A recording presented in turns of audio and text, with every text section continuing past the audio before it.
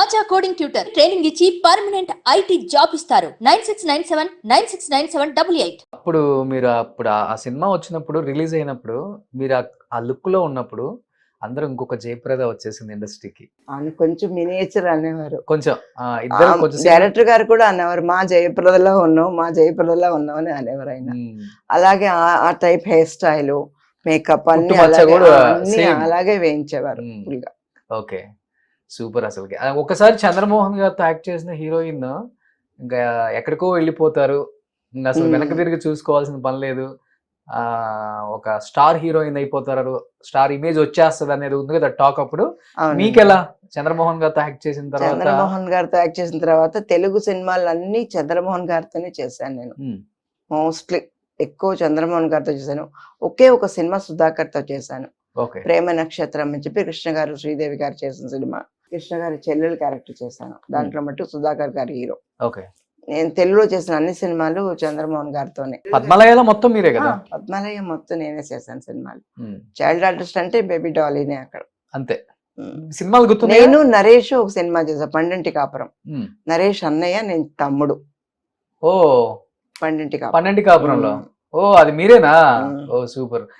చచ్చిపోతాను దీంట్లో అంతా పెడతారు కదా ఆ సినిమా. గుర్తున్నాయా మీ మూవీస్ తెలుగులో? మోస్ట్లీ గుర్తున్నాయండి. ఇప్పుడు టీవీలో వస్తున్నప్పుడు అల్లుడు వస్తున్న జాగ్రత్త, ప్రేమాయణం, తర్వాత అయ్యో గుర్తు రావట్లేదు పేరు, చాలా ఉన్నాయి. డబ్బు ఎవరికి చేదు చేశాను. కృష్ణ గారితో చేసిన పాడి పంటలు, మీనా, శారద వచ్చి శోభన్ బాబు గారితో. శారద వచ్చి హిందీ వర్షన్ చేశాను, తెలుగు చేశాను. దుల్హన్ హిందీలో చేశాను. బట్ తెలుగులో తక్కువ చేశారు కదా? తెలుగులో చాలా తక్కువ చేశారండి. శుభోదయం చేసిన టైంలో షిఫ్ట్ అవ్వమన్నారు నన్ను. యాక్చువల్గా మీరు హైదరాబాద్ షిఫ్ట్ అయిపోండి, ఇంకా ఎక్కువ సినిమాలు చేయొచ్చు కదా అని. అప్పుడు ఇక్కడ నాకు కన్నడ సినిమా రాజ్ కుమార్ గారితో ఒక సినిమా చేశాను నేను, శుభోదయం నెక్స్ట్ సినిమా, హావిన హెడే అని చెప్పేసి. సో ఆ ఎడిటింగ్ లో ఆ సినిమా చూసేసి కె భాగ్యరాజ్ గారు తూరడనిపోచాను సినిమాకి నన్ను కన్ఫర్మ్ చేశారు. ఆ సినిమా వచ్చి సూపర్ డూపర్ హిట్ అయింది తమిళ్లో. అందుకని ఎక్కువ తమిళ సినిమాలు వచ్చేసినాయి ఆ టైంలో. 15-20 సినిమాల వరకు సంవత్సరానికి ఇస్తుందాన్ని నేను.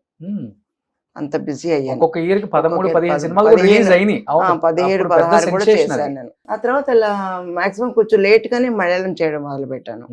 మలయాళం వచ్చి దాంట్లోనే ఒక 70 మూవీస్ చేశాను మలయాళంలో. కాదు, ఎత్తు లేదు, ఫిజిక్ లేదు, అన్ని లేవన్నారు.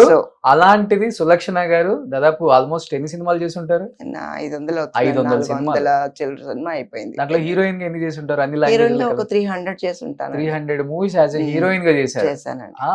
పెద్దగా అందం లేని అమ్మాయి, పెద్దగా లావు లేని అమ్మాయి, హైట్ లేదు, వేరే నేను హైట్ లేని అమ్మాయి, ఇంత చెప్పులు వేసుకొని అలవాటు చేసుకుని అదే డాన్స్ చేయడం కూడాను. డాన్స్ చేయడం దగ్గర నడవడం, ఇంట్లో కూడా హీల్స్ చెప్పులు వేసుకొని నడిచేదాన్ని. మా హీరోలు అందరూ చాలా పొడుగు ఉండేవాళ్ళు, ఇలాగే చూడాలని నేను. దాంతో నాకు లైఫ్ అనేది హీల్స్ చెప్పులు అయిపోయింది. ఒక ఫేస్ మిమ్మల్ని కాపాడింది. అప్పుడులో బాగా అందంగా క్యూట్ గా అమ్ముల్ బేబీ లాగా ఉంటారు. మా బేబీ డాలీ అంటే ఎలా ఉండాలి అలానే ఉంటారు. బట్ పీక్ లో ఉన్నప్పుడు అనిపించిందా, ఎటువంటి సపోర్ట్ లేకుండా ఎంతో మంది హేళన చేసి, ఎంతో మంది మనకు అన్ని ఏదో నెగిటివిటీ చెప్పడమే కానీ సపోర్ట్ చేసి పాజిటివ్ గా నువ్వు వస్తావు పైకి వస్తావు అని చెప్పిన ముందు ఒక మలయాళం సినిమా నన్ను టెస్ట్ కి తీసుకెళ్లారు. 1 డే షూట్ చేసి I was rejected. In what basis you know that she is not fit for screen. Not fit for screen. And ఇంకా కండెమ్డ్ అన్నట్టు నన్ను ఒకరోజు షూట్ చేసి నన్ను రిటర్న్ పంపించేశారు Kodaikanal. It was Mammootty's movie actually.